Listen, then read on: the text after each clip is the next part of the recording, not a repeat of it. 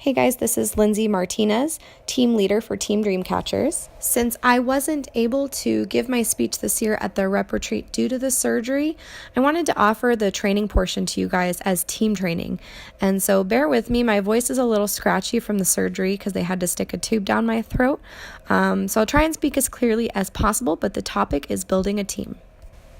So the type of business that we're in is social selling, otherwise most commonly referred to as network marketing. But social selling is an equal opportunity in that your success is not dependent on any factor other than your desire to succeed and your willingness to do what it takes to achieve that success. And one of the most effective ways to capitalize on your hard work is by building a team. And the great thing about it is there's no educational requirements, there's no prerequisites or anything like that. But the only thing really truly necessary to be a team leader is to have the desire to help other people discover their true inner strengths and talents, to uplift and inspire them, encourage them, and help connect them with the resources that they need in order to be successful. You really do need to want to help people learn and grow in order to be a good team leader. So there's a lot of ways to go about building a team, and one of the most common ones that you'll hear about and a lot of top industry leaders talk about is list building, where you start out making a list of 50 to 100 people that you know in some capacity and start fostering relationships with them in an effort to introduce them to the business at some point. And there is proven success with list building, but it's very time consuming, and I actually didn't do that at all when I built my team. You guys know I'm super busy. I'm a mom, I'm a full-time student, I run the business, I'm a team leader, and I just did not have time to build a list and then randomly talk to people to see if they were interested in the business. The way I looked at it was that I would rather spend my time speaking with people that I knew were already interested in the business rather than spending time speaking with people who may or may not be interested. So that doesn't mean that I don't network, because I do. I speak to anyone and everyone about Amelia James, and I wear mostly our clothing out in the community, and I hand out business cards and things like that. But I don't send random people messages or add random people to my Facebook. I don't spam my family or friends to their inbox. I don't do anything like that. So I'm going to share with you what I personally did, how I personally grew my team, and share a few tips with you on finding and speaking with potential reps. So the topics we're going to cover is social media and attraction marketing, getting out of your comfort zone, getting to know people, offering a solution, closing, consistency, having confidence, always be learning, and then the quote unquote secret to building a large downline. So the first tip I have is to leverage the power of social media and attraction marketing. And in case you aren't familiar with the term attraction marketing, it's basically offering value up front. So if you think of when you're walking through the food court at the mall and you're offered a free sample of orange chicken, that's attraction marketing. They're offering you something for free. They're offering you value in the hope of getting you to purchase something from them. And if you don't purchase something from them, if you keep walking, they're not going to chase after you and ask you to buy something. They're basically counting on you coming to them. So consider when you were first researching Amelia James and the various other business opportunities you were probably researching at the time, and think about what information you were seeking out. You wanted to find good quality information that gave you answers to your questions. And when you came across a rep on social media that was knowledgeable and had valuable information to give, you probably contacted that rep to ask them more questions. So they were probably utilizing attraction marketing. And if you want to build a team, think about what people that are considering joining this business are searching for. What were you searching for when you first started looking into things? And then you want to create content that will appeal to them based off of that. So when I personally was first looking into the business, I wanted to know, how much did it cost to start? How much were the kits? What kind of things am I going to need to start my business? So if you think about those kind of things, then you want to create videos or content, posts, blog posts, whatever, based on what people are going to be searching for. And when you share that information, no matter what platform you're sharing it on, whether it be YouTube or Facebook, Instagram, Pinterest, it doesn't matter. Always be sure to link your contact information so that contacting you takes absolutely no effort. You want to make it extremely easy for people to contact you. So take advantage of all free online real estate that you can, whether it be in description boxes or bios or blogs, etc.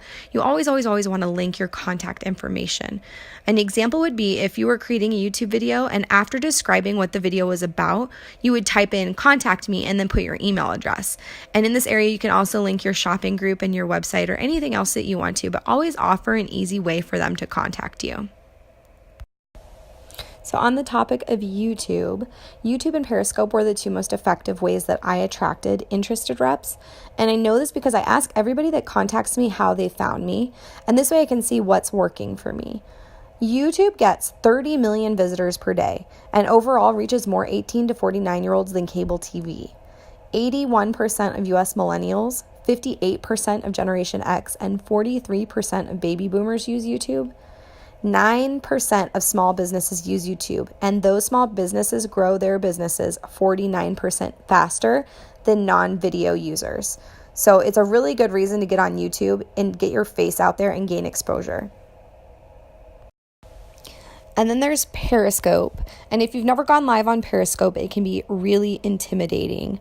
When I first did my first scope, it was a hot mess. My voice was shaky, my camera was facing the wrong direction, and I couldn't figure out how to turn it around. And it was just overall terrible. And I was so nervous, but I knew that I had to, if I wanted to grow my business, I needed to overcome that fear. So I stepped outside of my comfort zone and I just did it. So in order to grow, you have to really challenge yourself. And if you aren't pushing yourself to step outside of your comfort zone, you're not going to grow. And this goes for both personal and professional growth, and it definitely goes for building a team. If you think of your boss at work, if your boss at work assigned you to do something that pushed you out of your comfort zone, you would do it out of obligation because you had to. But in this business, we actually have the luxury of binge watching Gilmore Girls instead in our pajamas, and that just isn't going to help us grow our business. You have to be able to challenge yourself and do something every day that takes you out of your comfort zone. It can be a live sale or creating a video, speaking with someone new like a stranger, or handing out business cards, anything at all. But do something every day that makes you feel a little uncomfortable, but that you know will help you, your family, or your business be better for it. Okay, so once somebody reaches out to you and inquires about the business, and it will happen, then what do? The first thing I like to do is set up a phone call with them if I can, because I know that my excitement for this business can't really be fully expressed unless I can verbally express it. And then once I get them on the phone, I get to know them. And when I'm talking to someone new, I get to know about their hobbies, their interests, families, careers. And once I get to know more about them, I'm better able to assess whether or not this business will be a good fit for them and what things they can bring to the table that'll allow them to be successful in this business. So the biggest thing to remember is that it's all about them. You do definitely want to do a short introduction about yourself and what this business has done for you personally. But from there, you want to solely focus on them and their pain points and what type of solution this business can offer them. So as an example, think of moms. Moms are a huge target market for us as online retailers, and a huge pain point for moms is that they want or they need to financially contribute to their family, but they hate that their work takes them away from their family, or it doesn't allow them the flexibility to be available when they're needed. And take it or leave it, you have an amazing opportunity to offer that can solve that problem. So you have an opportunity that can allow those moms to stay home with their children while providing income for their family. And bonus, you get cute clothes. So it's kind of a win-win. But this isn't just for moms. This is only an example, but I don't know anybody who couldn't benefit from having the freedom and the flexibility to work on their own timeline and take sick days when they need to and drop off and pick up their kids anytime they need to. But just remember that we aren't trying to convince anyone of anything.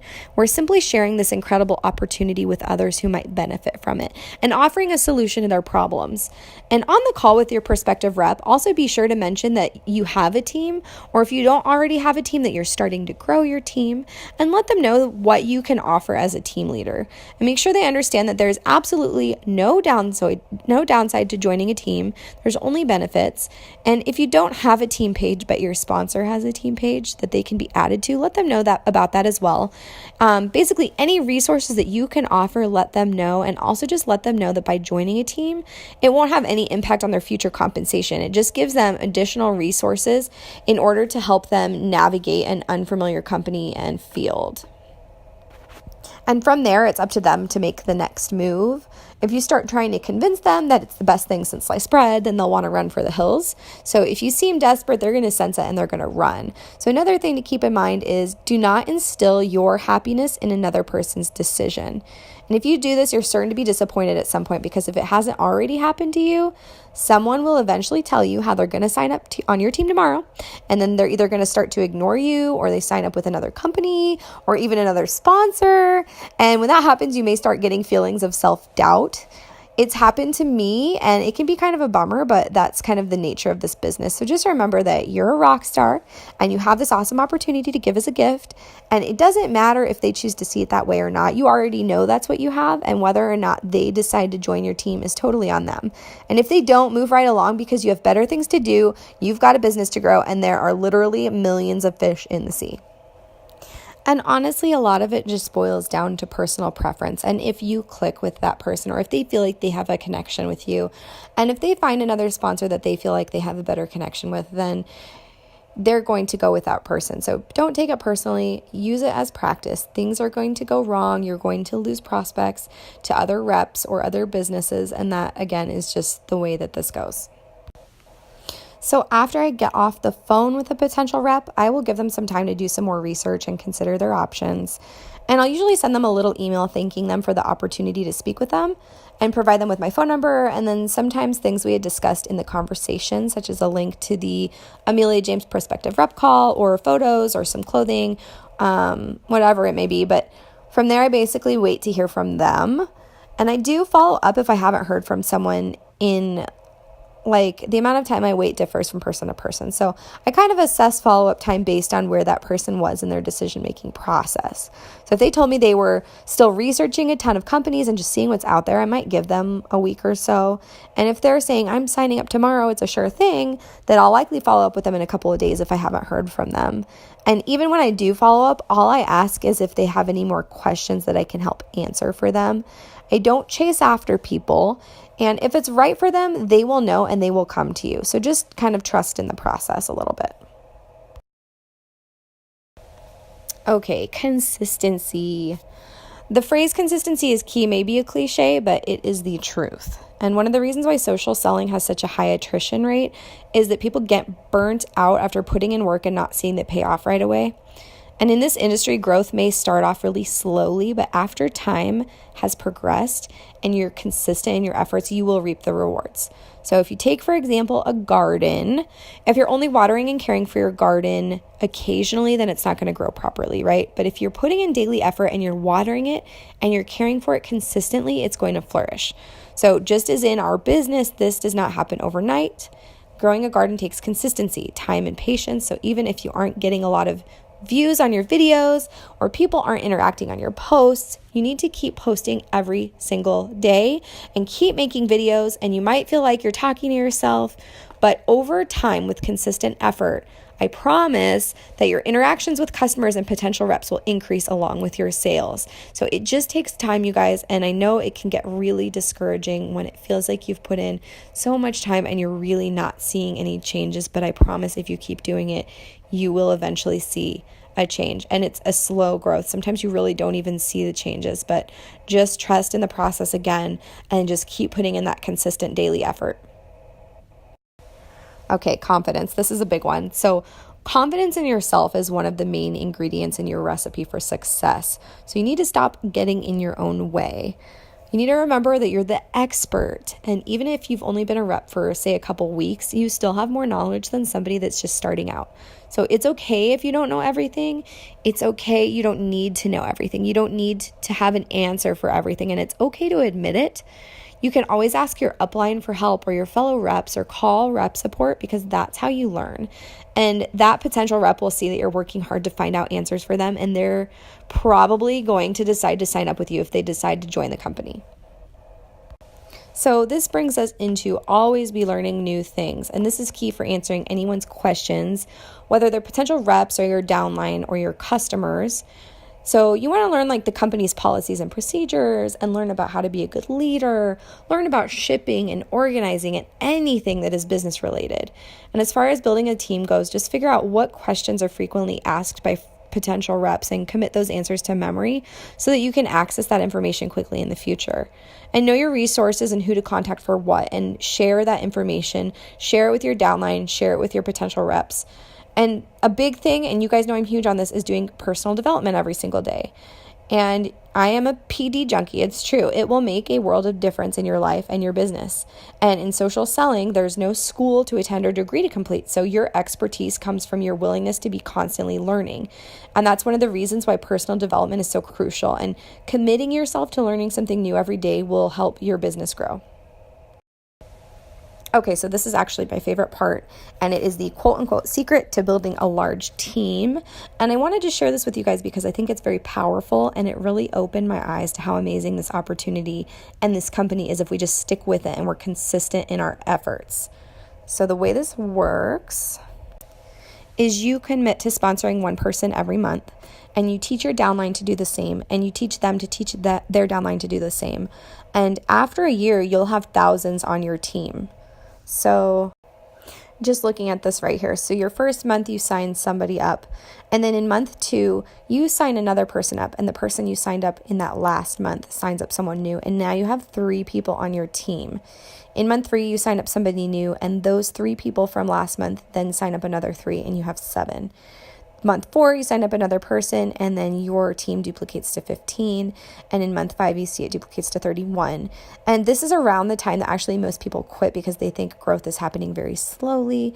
If you consider you put in 5 or 6 months into something, and you only have 4 or 5 people in your direct downline and then 31 total, it doesn't seem like a lot. But if you watch what happens in the next 6 months, then it's pretty incredible. So in month 6, you've got 63, month 7, 127, and then it really starts to duplicate. Month 8, 255, month 9, 511, month 10, 1,023, month 11, 2,046, and then in that 12th month, you have 4,093. And you don't just stop at 1 year, you guys, but this is just showing you what can happen in 1 year. So in this example, you have only personally sponsored 12 reps, but your entire downline is growing, which in turn helps you. So even when this reaches levels to where you no longer receive monetary compensation from the company, that's okay because your downline is going to be receiving that compensation, and that's going to keep them motivated to stay in your downline and continue growing, and that's what you want. So don't get discouraged by this either. That's another thing I wanted to talk to you about. It might seem overwhelming to have to personally sponsor one person per month. So if you're thinking to yourself, there's no way that I can sponsor 1 rep per month, number one, that's not true. I have total faith that you could do that. But even if you couldn't, let's say you were only able to achieve like 25% of that, which would be 75% less than signing up 1 rep per month. So that would be only sponsoring 3 reps over the period of 1 year. You would still end up with a team of 1,023 after only 1 year. And of course, you don't stop there either. You keep going. In this business, you always want to continue to grow and encourage your downline to do the same. You never want to stop growing because there is a high attrition rate in this business. People do quit. And I'm sure some of you have felt that before, where there is high pressure and sometimes it just feels like you're going nowhere. But again, you keep up that consistent effort and you can see where that can take you. So the one final thought I wanted to leave you guys with is the more you do what you once thought impossible, the more you will see that nothing is impossible. And that's it. So I hope you guys are having a great weekend, and I will talk to you all very soon. And if you have any questions, just go ahead and leave them in the comments, and I'll be sure to answer them as soon as I can. Thanks for listening.